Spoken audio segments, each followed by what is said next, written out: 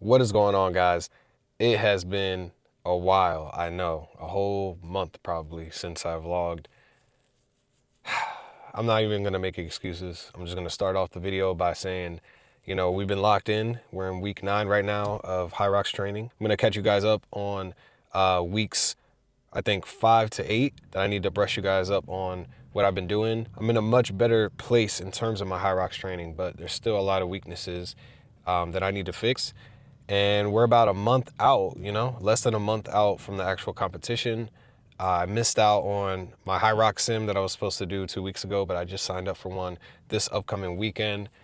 And I've been traveling the last 2 weeks, so that kind of has affected me a little bit too. So we're gonna get into all of that. Right now, I just need to find a coffee shop and lock in a little bit, and then I'll catch you guys up.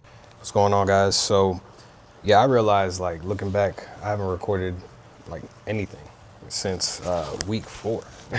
So definitely dropped the ball on keeping you guys up to date with everything, but all I can do is move forward. I haven't been slacking on any of my training, just haven't been documenting it because I've been just busy with work, getting ready for a move, did multiple trips. I went to New Orleans and I went back home to Jersey to go visit family and shit. But basically, I wrote down an overview of like what I've been working on. So like weeks 5 to 6, I struggled with like interval running because essentially with Hyrox, you're going to be doing compromise running, right? So you got to be able to run the kilometer and then hit a station. And also, we're going to talk about this in the next video, but I'm going to go more in depth about the rules and the actual workouts itself because I underestimated how hard they are on your body. I have weaknesses, like especially with the lunges, even though I've been, killing it with the barbell back squats and some other CrossFit movements and just functional training that I've done in general. Certain movements in Hyrox I haven't trained enough for. So you really got to be specific about the kind of training you're doing. And I realized I learned that the hard way because right now I feel like my aerobic base and my running is on point. Like I worked my way up from week 4 to right now because like I said, 5 to 6, I couldn't even do interval running, which means you run the kilometer at top speed, not slowly like how I was before. I was running the 5Ks at like a 8 to 10 minute pace all the time. But it's like, I can do those still, but I had to switch up and run at my top speed. So I remember my fastest 5K was like 750, 740. I managed to get to a 730 by simply just running slow and long all the time. So what I wanted to do was make sure that my 5K, my 1Ks, my 1 kilometers, during the race are going to be hopefully at a 7 minute pace when I race Hyrox in Miami at the end of April.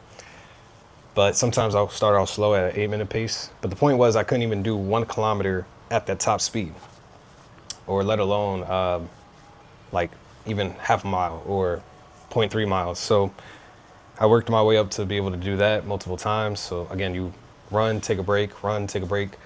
And then weeks 7 to 8, that's when I introduced more of the compromise workouts, compromise running workouts. So just workouts dedicated to literally just turning the Hyrox competition into a workout. So let's say I decide to do 3 stations. So I'll run, ski erg, run, row, run, and then I'll just do whatever workout.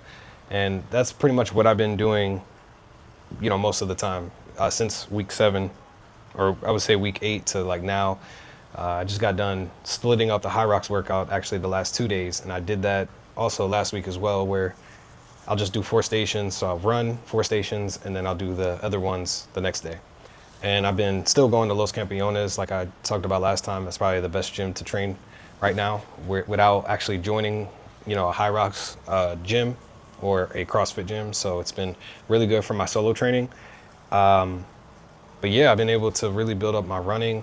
I would say my strength hasn't been all the way there, but once I'm done with Hyrox in April, and then I'm done with DecaFit, which I'm still training for that too, but I'm doing that with my friend, that'll be easier.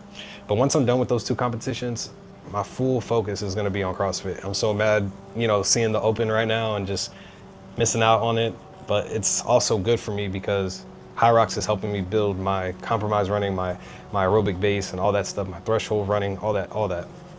And now in the second half of this year, I could focus more on my strength training, But I still do power cleans, I still do muscle ups, I still do all that kind of stuff.